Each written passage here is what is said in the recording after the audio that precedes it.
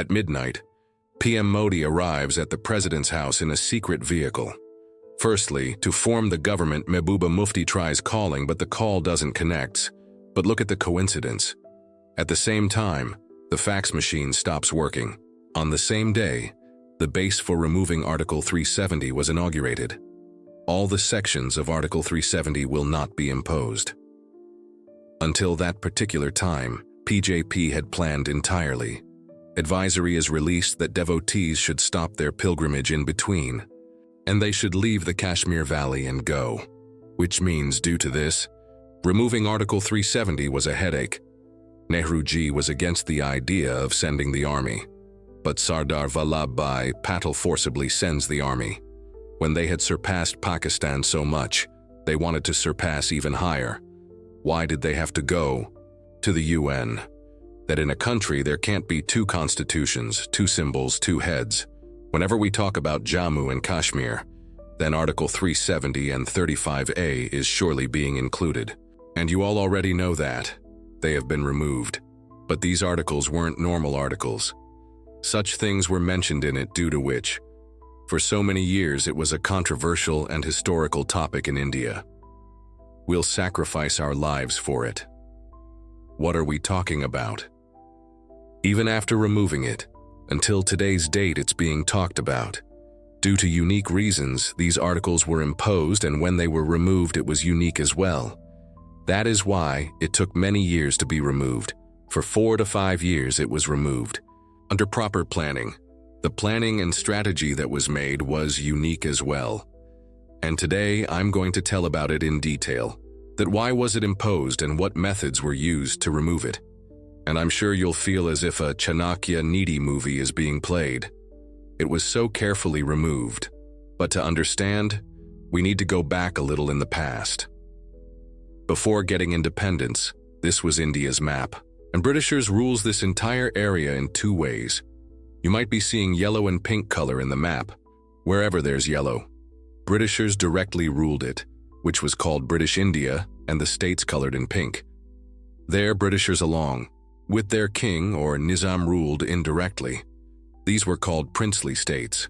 In these princely states, kings handled their internal matters on their own. Only the defense, foreign affairs and communication was under the hands of British government. And Jammu and Kashmir, Hyderabad, Jodhpur were all princely states. Almost 565 princely states were present. Before moving forward, I want to discuss a very common problem with you, about which recently some subscribers have even asked me. This is a growing problem in Indian males, and that is hair loss. Generally, we've fixed one thing in our mind, that if any one of our parents had hair fall problem, it means we'll also be bald. And there isn't any cure for this genetic hair loss. Now, this is true that in such cases there's high risk of baldness. But if you take timely action, then you can save yourself from it.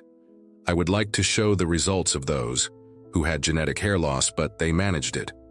Genetic hair loss occurs due to DHT hormone, which is found in all the males, but whose hair is sensitive to DHT develops hair loss in them, and this sensitivity might increase from diet, lifestyle, stress.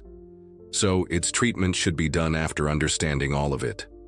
That is better done by Treya. Treya's hair test identifies the stage of your hair loss, reason and type, and then give you a customized treatment. Rest of its 93% customers, I myself have seen lot of improvement from it.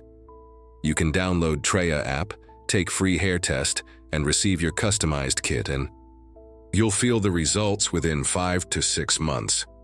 On using my coupon code 20NR, you'll also get a discount of 20%. I've given the link in the description.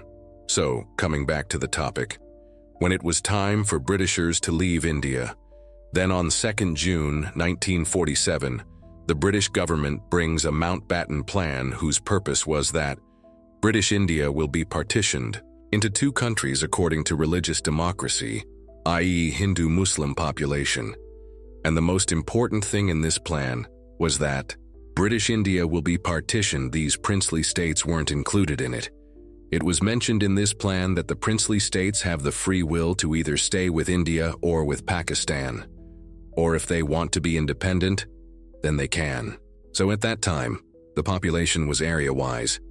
Dark green area had majority of Muslim population, so this Mountbatten Plan was passed on 18th July 1947 by the name Indian Independence Act, and the partition began, in which Bengal divided into two.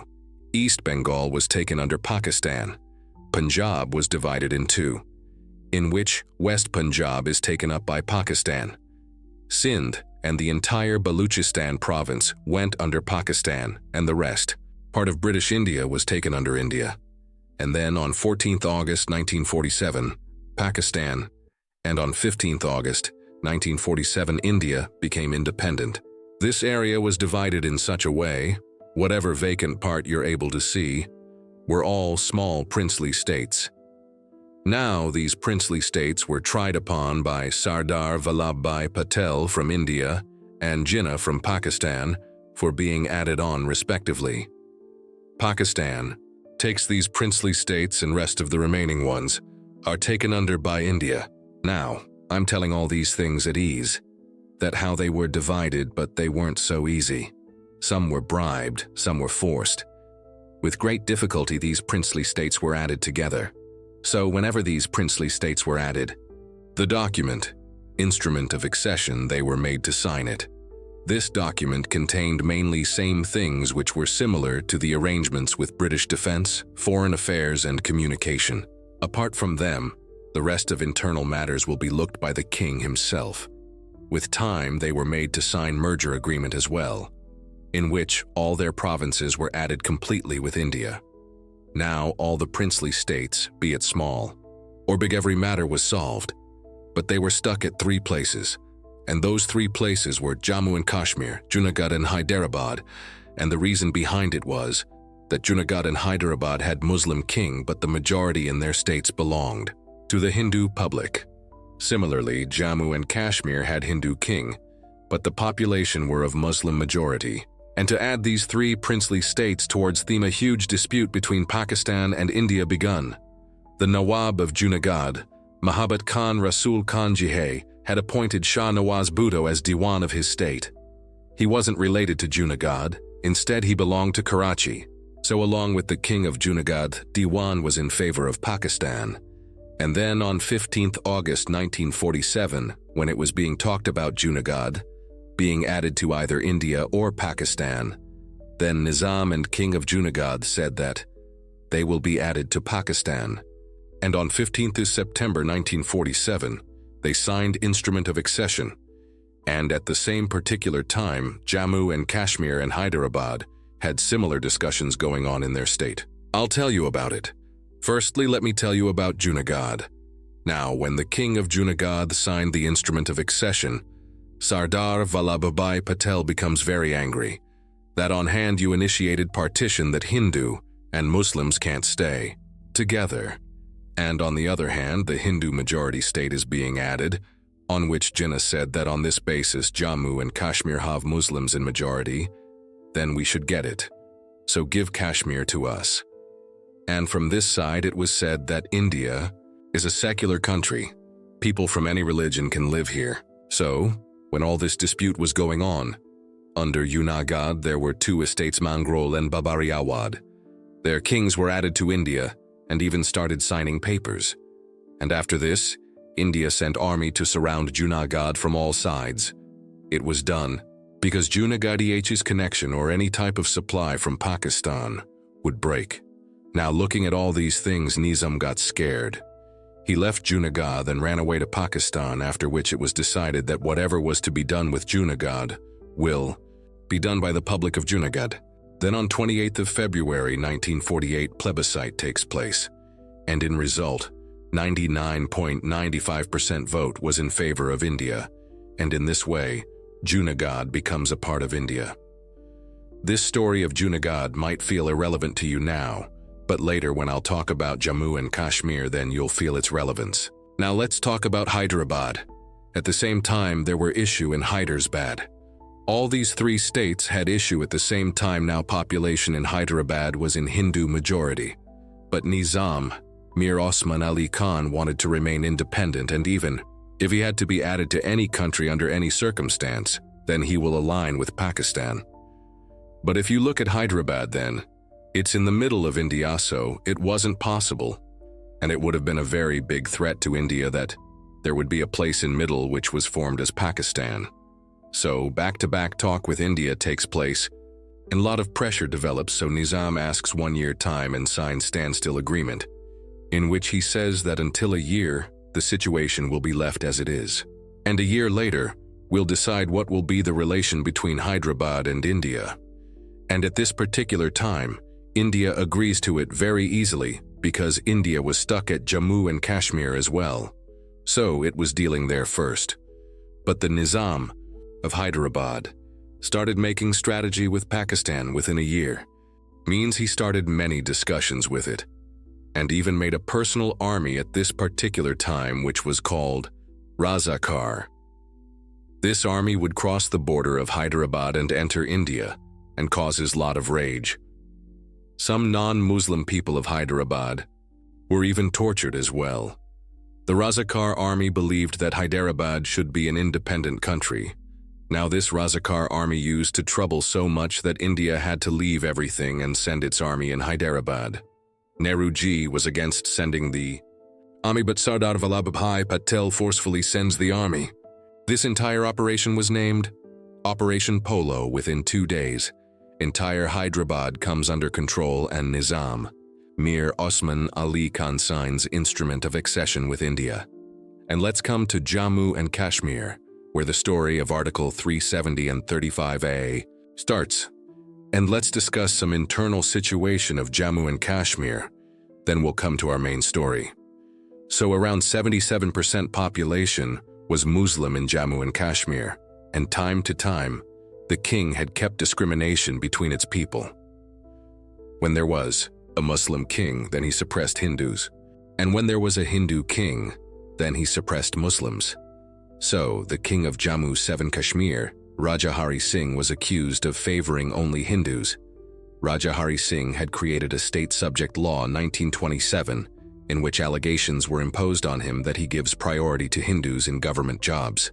So regarding all these, the Muslims in Jammu and Kashmir are said to protest from time to time, and the biggest protest took place in the year 1931, and at that time, there was a man, Sheikh Abdullah, father of Farooq Abdullah, who starts raising voice against the king that remove the king and bring democracy. So at that particular time in India, Nehru ji was fighting against India, and at the same time, Sheikh Abdullah was fighting against the king in Kashmir. And to put forward his words, Sheikh Abdullah made a party named All Jammu and Kashmir Muslim Conference, in further which was changed to National Conference to show secularism. And this political party is still active. So at that time, Nehru ji was doing Quit India movement to bring democracy in India. At the same time, Sheikh Abdullah was running Quit Kashmir movement in Kashmir, and due to these reasons, Jawaharlal Nehru and Sheikh Abdullah developed great friendship as well. And it's also said that Sheikh Abdullah had given confidence to Nehru ji that when he'll get power or position, then he'll support India. Now even Raja Hari Singh knew all these things. That's why King neither liked Sheikh Abdullah nor Jawaharlal Nehru, and he didn't like Jinnah of Pakistan as well. And it was because the king knew that Sheikh Abdullah and Jawaharlal Nehru will further try to bring democracy or removing monarchy, and if he had to merge in Pakistan in future, he was afraid that the king will be thrown, as he's Hindu, and if he merges with India, then Nehru and Sheikh Abdullah will talk about democracy, then there, king's position will be at stake. So, altogether, the king loved his position. That's why he said that he want to be independent. He doesn't want to merge with anyone, so that's why when India and Pakistan became independent, the king said that neither he wants to merge with India nor with Pakistan. He won't sign any instrument of accession. Yes, he can do one thing. He can sign standstill agreement. And he offered it to both Pakistan and India among which Pakistan signed the standstill agreement, which meant that trade, travel, communication, and flow of essential commodities will move freely between Jammu and Kashmir and Pakistan. But India had refused to sign this standstill agreement. Now Pakistan had signed this agreement, but since day one, it wanted Kashmir to merge with itself because felt that It belonged to Pakistan since there's more Muslim population. And when it felt that this standstill agreement doesn't benefit anything, things are going out of hand, then Pakistan stops following this agreement and stops all the food supplies for Kashmir, and next day, it attacked on Kashmir. But Pakistan didn't send its own military to attack, but instead there was an unofficial Pashtun tribe which was sent to fight, so that the blame doesn't come upon Pakistan.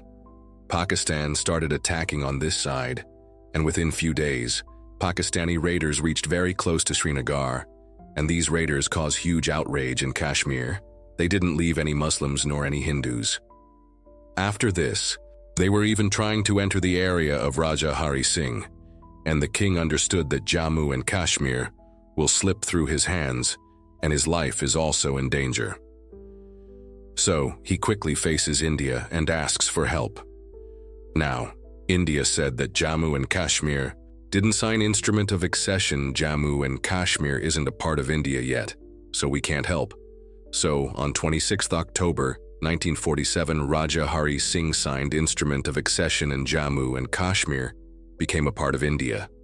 Now, Kashmir's defense, external affairs and communication becomes India's responsibility. Along with it, Nehru-ji demanded Raja Hari Singh to free Sheikh Abdullah, who was imprisoned, and Nehru-ji even convinced Raja Hari Singh to appoint Sheikh Abdullah as the Prime Minister. Jawaharlal Nehru was in entire confidence that when the merger of Jammu and Kashmir will be talked about, then Sheikh Abdullah will stand with India. So after setting all these things, next day on 27th October 1947, India's Sikh battalions air-dropped in Kashmir, and the Pakistani raiders that entered and captured the area they were being suppressed. Now this fight had transformed to India versus Pakistan.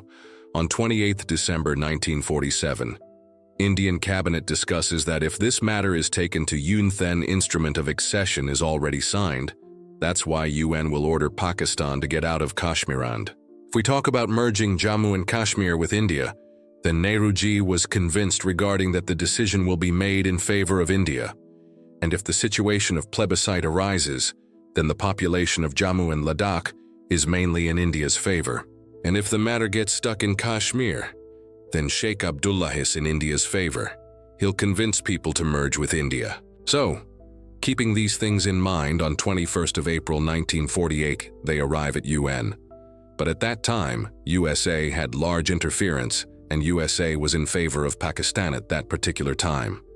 Now, after some time, UN's resolution is released, in which it was first mentioned that whatever is there will remain there.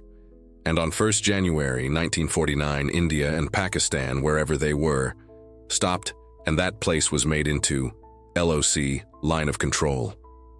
Secondly, UN said that what should be done with Jammu and Kashmir will be decided by its people. So firstly, Pakistan will withdraw all its forces from Jammu and Kashmir. Then India will withdraw its forces. Then plebiscite will take place in Jammu and Kashmir, which will help form the administration of Jammu and Kashmir. Then it'll be decided in which country will Jammu and Kashmir be merged. Now, for this particular thing, Nehru-ji was largely criticized that Raja Hari Singh was stuck in such a situation where it was the condition of his life and death, and at that particular time, he could have been made to sign anything, be it merger, agreement. They could have accepted any condition at that particular time. And secondly, when they had surpassed Pakistan largely, they could have done more. Why did he had to go into UN? But people who support Nehru-ji believed that if at the power of military, Kashmir would have been merged, then it would have been a temporary solution. Second trouble would be Pakistan's claim regarding Junagadh and Hyderabad, that both the kings wanted to merge with Pakistan. Junagadh even signed Instrument of Accession. Similar situation alike Jammu and Kashmir, then Pakistan's claim there would become strong on the international platform. So that's why Nehru-ji wanted to take Jammu and Kashmir by plebiscite. And secondly, Nehru-ji had huge confidence Sheikh Abdullah, which be broke later on. Now, UN's resolution was released, according to which Pakistan had to withdraw. Then plebiscite had to take place. So these things was mentioned by US. But Pakistan didn't withdraw, and regarding plebiscite wouldn't take place until Pakistan withdraws. So at that particular time the discussion started that until it takes place, how will Jammu and Kashmir function? What will be administrative relations of India and Jammu and Kashmir at that time? So, multiple discussions started regarding it between India and Jammu and Kashmir. Until then, a temporary provision should be made so that Jammu and Kashmir progresses. Further, the relations of India and Jammu and Kashmir should progress further. And when all these things were being discussed, then at the same particular time, India became independent. Its constitution was being made. And let me tell you one thing, that the constitution isn't made by one person. Constitution is created by many people altogether, which includes minority people from all the parties are involved, which is called as Constituent Assembly. Its function is to make the constitution. So India's Constituent Assembly had 229 members, and Dr. Bhimrao Ambedkar was the head.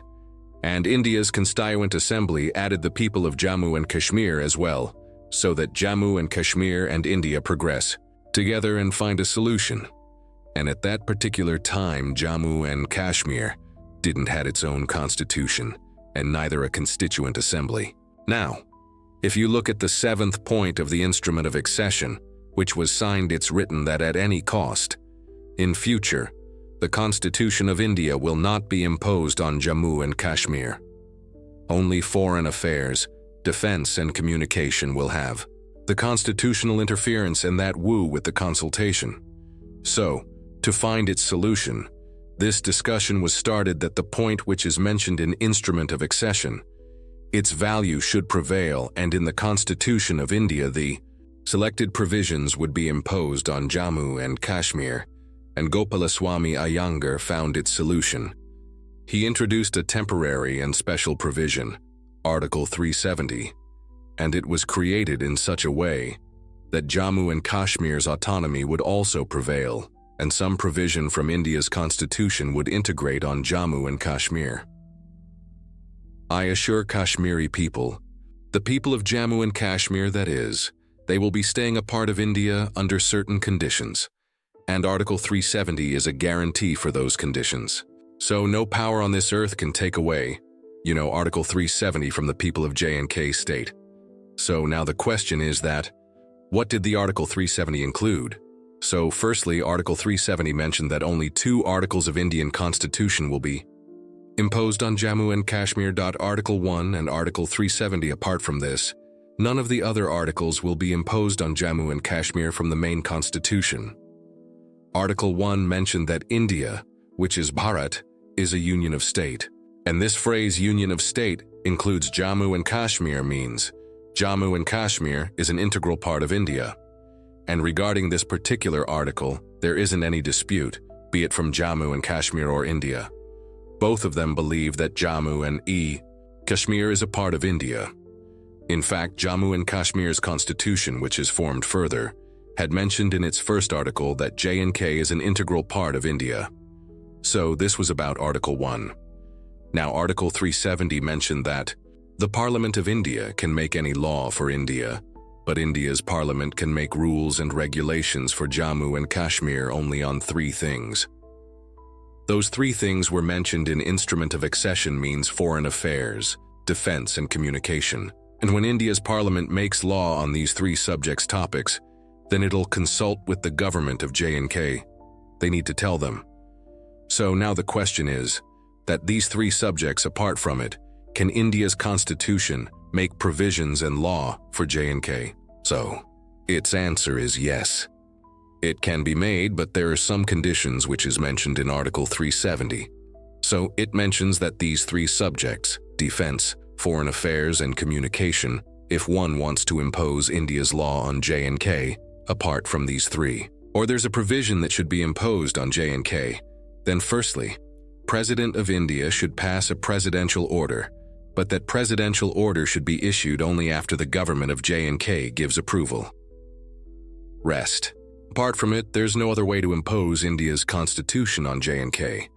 So in a way, J&K's government will decide that. which provision of India or law they want. Like you might have seen during the time of GST. When GST was imposed on GS after days only, it was imposed on J&K. Because until then, the government of J&K hadn't given the approval. And third, Article 370's third segment mentions that, how can Article 370 be removed? At that time, such discussions took place that this Article 370 is for the time, until the plebiscite takes place, until Pakistan withdraws it needs until then. But after that, Article 370 isn't required. So, how can Article 370 be removed? It was mentioned that if Article 370 needs to be removed, then the government of J&K, firstly, their approval is necessary. After that, the approval from J&K's Constituent Assembly is required. When they both would give the approval, then President of India would pass presidential order after that Article 370 would be removed. But further, the problem in removing Article 370 is that the Constituent Assembly of J&K created the J&K's Constitution, after which it got dissolved. Which means J&K didn't have a Constituent Assembly, and when it doesn't exist anymore, then how would they approve? So due to this, it was difficult to remove Article 370. And this was the reason. Kashmir's leader used to confidently say that Article 370 can never be removed. But it was removed. And it was removed with such planning that everyone was shocked. All the sections of Article 370 will not be imposed. It was planned for 5 years ago and removed.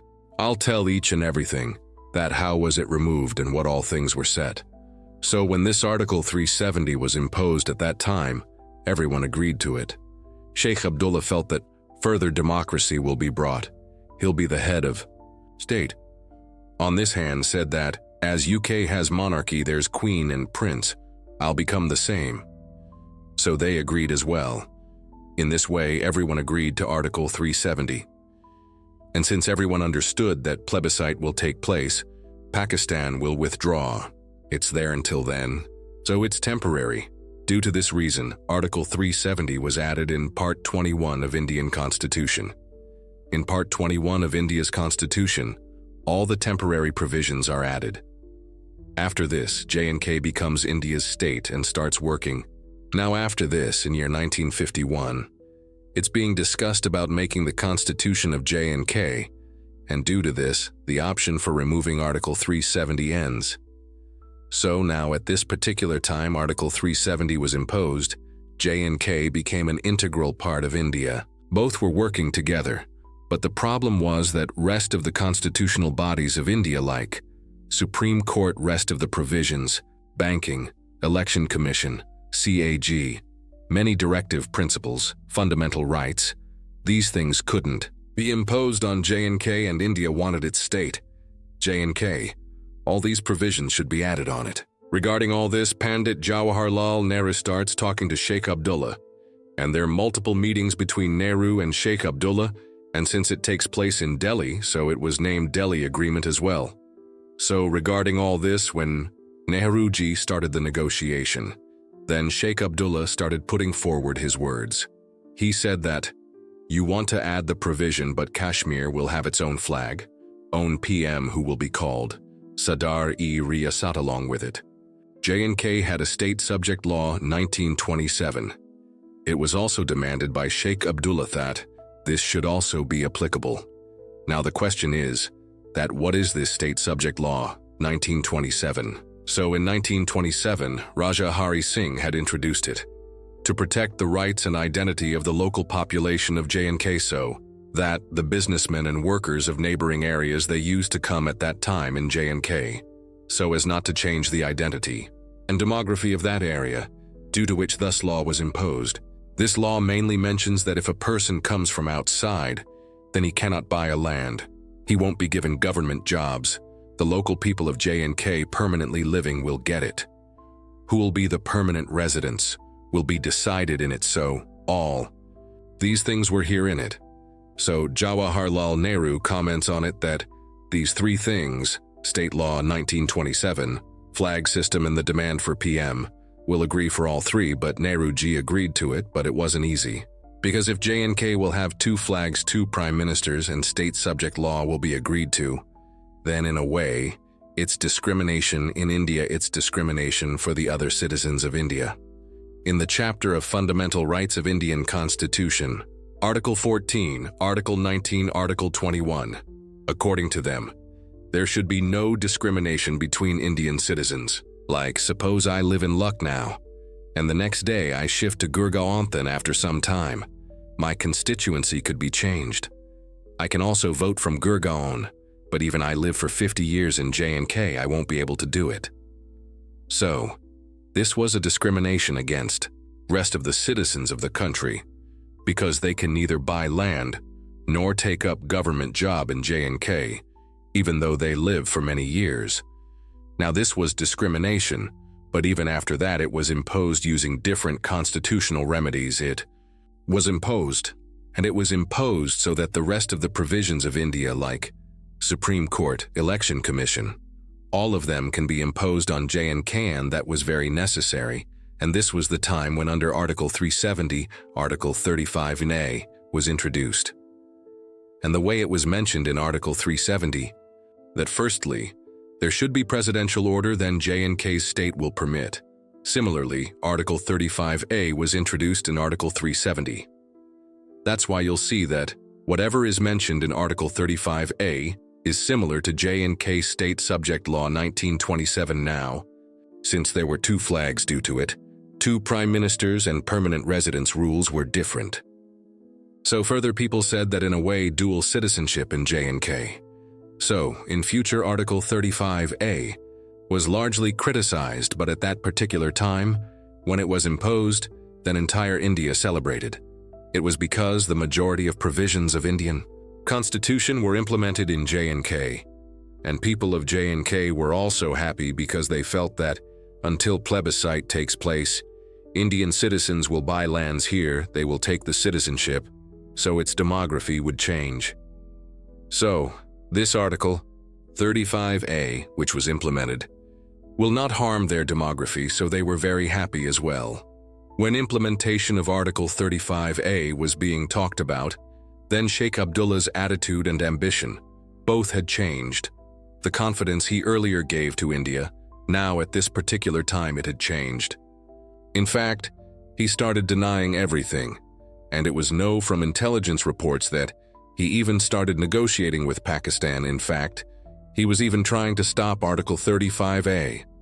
At the same time, a case of treason was imposed due to witches, also called Kashmir conspiracy case. So due to this case, Sheikh Abdullah is removed, and his deputy PM Bakshi Ghulam Muhammad was made the PM, and then all the discussions of Article 35A is continued by him, and further, Article 35A is implemented.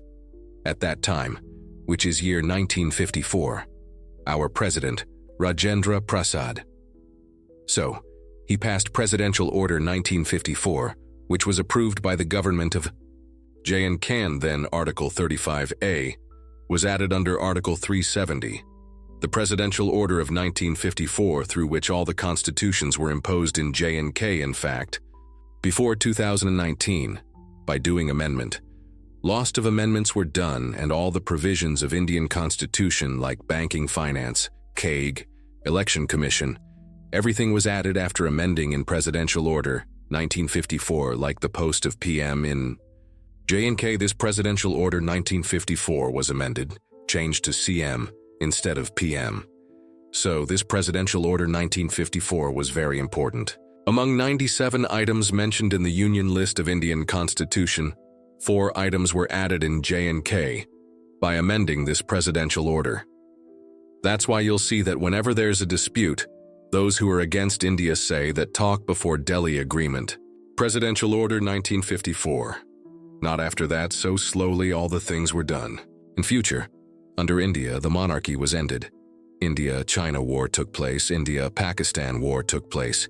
There were many insurgencies from Pakistan and Kashmir because Pakistan was being defeated in war.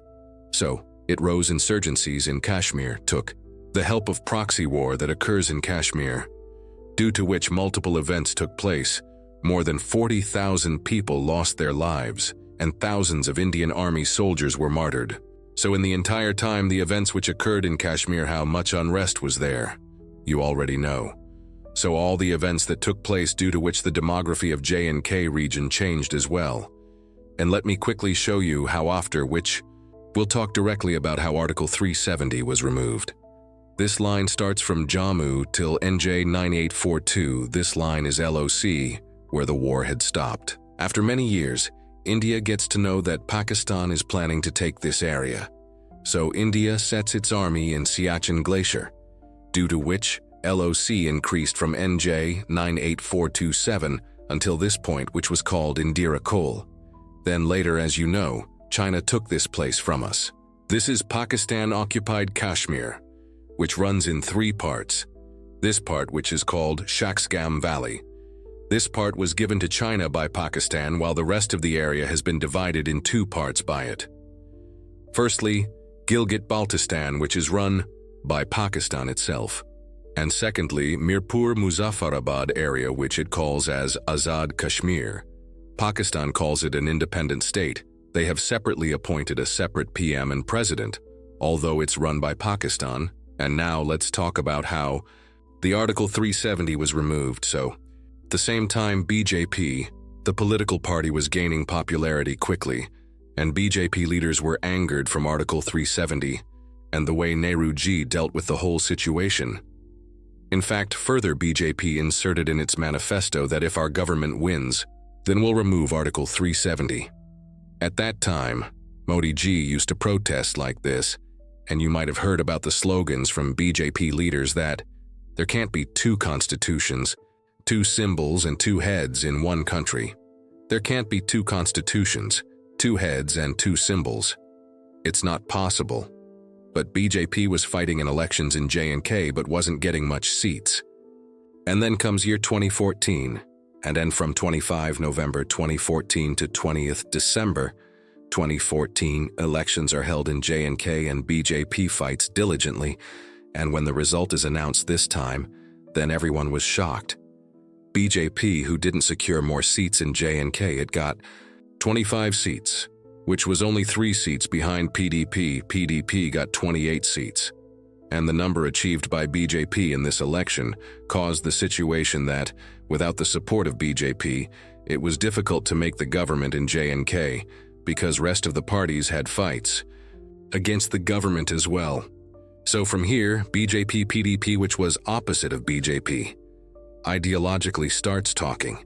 And suddenly it comes to light that on 25th of February, 2015, Amit Shah and Mehbooba Mufti do a press conference, and then on 1st March 2015, both together makes government. In J&K, this was the first time when BJP supported PDP. And this date, 1st of March 2015, it's believed that on this day the base to remove to Article 370 was inaugurated. The demands of PDP was agreed by BJP. Mufti Mohammed Syed would be made CM. BJP agreed to it, and BJP's Nirmal Kumar Singh was made as Deputy CM, and BJP doesn't interferes in it, it quietly agrees. Now, after 1-2 years they run the government, after which comes the date, 19th of June 2018, and it's believed that until this particular time BJP had planned entirely. Although it's an assumption, it doesn't have any proof, but it's said. So on 19 June 2018, suddenly BJP took back its support from PDP. So what does taking back the support mean? It means that technically, at that particular time, J&K didn't have any government left, and according to the Article 92 of J&K's constitution, when such situation arises, means J&K will have government breakdown or a constitutional breakdown, then directly president rule will not be applied. Instead of that, in the starting 6 months, the governor of J&K will run J&K. Now, after this, on 23 August 2018, Satyapal Malik was appointed as governor and sent to J&K. And it's said that at this particular time, the Indian government had confidence in him that he'll handle it very efficiently. Satyapal Malik was national vice president in 2012, so BJP had huge confidence in him. So after this, the situation in J&K was that it had no government, and the governor was dealing with all this. But Satyapal Malik becoming governor in J&K didn't end the work. The real game had to start after 6 months when the president rule will be applied. And everyone was waiting for it that 6 months would be completed and president rule should be applied on J&K. Now the 6 months that were left, in between if the government is formed, then there would be problem in removing Article 370, but wait a bit. All the things which I'm telling you will make sense. All the points will meet at one place. So for the time being of 6 months, BJP didn't want to make the government so. It sits quietly, but after that rest of the parties, like PDP, Congress, National Conference starts discussing, and they leave behind their discussions on 21st November 2018. That is 1 month before 6 months end, they tries to form a government, and all the 3 parties come together. And these 3 parties were clueless at that particular time. They were indulged in making government, but they had no idea that what is going to happen in future. So after this, on 21st November 2018, these parties reach Satyapal Malik, governor, to form a government. Mehbooba Mufti tries calling him, but the call doesn't connect. After which she sends fax to form a government to Governor Satyapal Malik.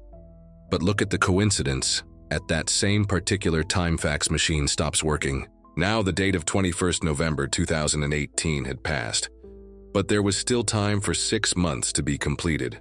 On 20th December 2018, the 6 months were to be completed. So in between, Governor Satyapal Malik sent recommendation to the central government that the situation of J&K and the way parties are in rage, so horse trading, which means buying MLAs or bribing them to change their decision, these things have high chances to occur. So in such situation, it's not right to form government, and this recommendation is accepted. Now comes the date. 20th December 2018. On this day, 6 months were completed, and according to the Constitution of J&K, the president rule is imposed. Now, whenever president rule is imposed, then president himself doesn't rules the state. He releases a notification in which everything is mentioned that on his behalf, who'll run the state and how. Everything is mentioned in that notification. So same was the case in J&K. On 20th December 2018, 6 months were completed, and on 19th December 2018, president releases a notification. This was the notification. Look at the first part of the second page. It's mentioned that the governor will run J&K on the behalf of president, which is Satyapal Malik. Now you might say that why were these 6 months being waited for? At that particular time, Satyapal Malik was the governor and running J&K. So before imposing president rule, governor didn't have much power in his hands. But after completing 6 months, when the president rule is imposed, then governor got many powers. Imposing of president rule and the notification which was released caused the governor of J&K, which is Satyapal Malik, got powers equivalent to the prime minister of a country. In simple language, J&K's governor, Satyapal Malik, started acting as the PM of J&K. Now let's come to another point. In the same notification, in the Ka section of first page in this, there's no government in J&K. Vidhan Sabha is dissolved. So the work of Vidhan Sabha should be done by someone. So who'll do it? The Ka section of this president notification mentions that since Vidhan Sabha is dissolved, so instead of that, India's parliament will be half on its act. Now, you might have understood that why were 6 months waited for in the notification released after president rule. How important did it become? With this, the position of PM in J&K was given to the governor, Satyapal Malik, sent by Indian government, and the Legislative Assembly of J&K has become India's parliament now.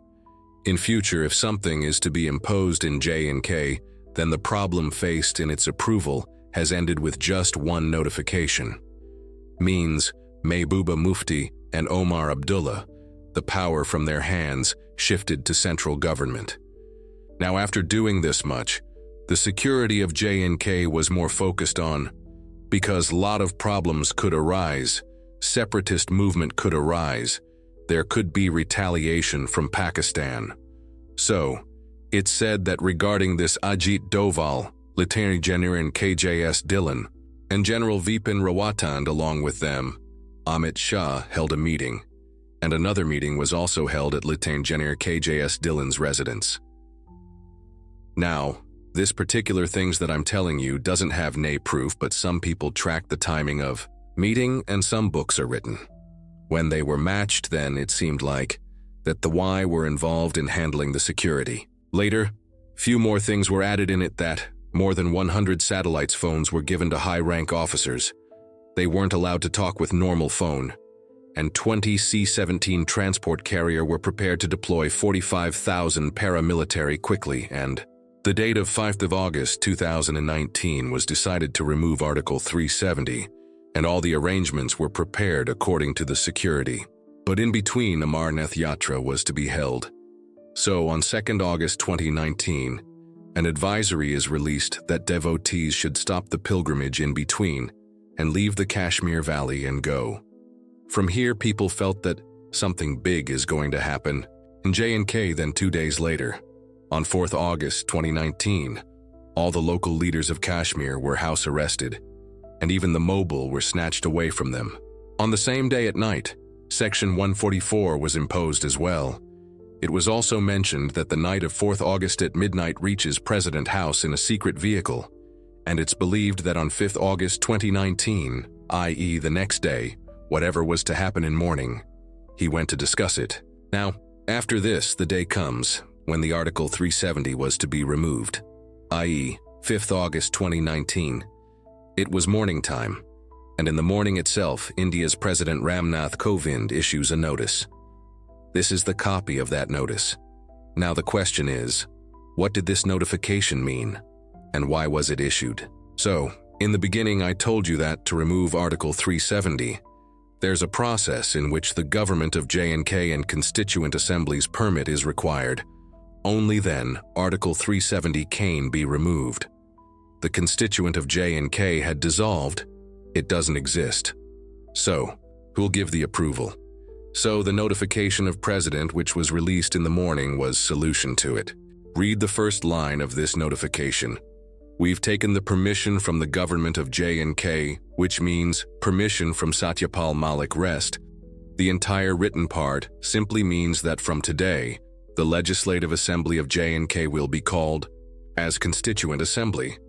It's written in 2D, so now the question is it possible legally that the name can be changed to other? So in the Article 367 of our Constitution, such amendments take place, and it can be done. Along with it, look at the first and second part of the first point. It says that the President Order 1954, which was amended from time to time and provisions were added to J&K, was entirely removed, and this new President Order 2019 will be imposed in, which whatever Indian laws are there, it'll be as it is imposed on J&K without any exception. So, in the morning as soon as this notification was released, Article 35IA were right away removed. After this, Amit Shah reaches Rajya Sabha, but when he was entering Rajya Sabha, then reporter, had taken his photo along with a document. This is the picture, which on zooming, this is the picture. In this it's mentioned that, who will do what and when. And with this it was understood that why did PM Modi meet President at night? There was a commotion in the entire media due to this document, and people understood that preparation to remove. Article 370 is going on, so after this Amit Shah enters Rajya Sabha. And now it was time to entirely remove Article 370. Now, from here, Amit Shah had brought a resolution, and his work was to pass this resolution. Now voting will take place in Rajya Sabha and Lok Sabha, and if the voting undergoes majority, then this resolution will be passed. So, now the question is, what was in this resolution? So this is the copy of that resolution, which mentioned that all the parts of Article 370 will be ended. Secondly, India's constitution will be imposed on J&K as it is, without any exception, and this resolution was made in such a way that in future, even if other government will be there, then they'll face problem in removing it. So, after this, voting took place both in Rajya Sabha and Lok Sabha. At both the places the resolution was passed, and as soon as it was passed, President of India approved it. As soon as it happened, Article 370 was entirely revoked from J&K, and now, Indian government didn't need any approval in making rules in J&K. So in this way, Article 370 was removed. At last, let me tell you again, download Treya app, do a free hair. Test and get your customized kit and look at the results within 5 to 6 months. Link is in the description. Thank you.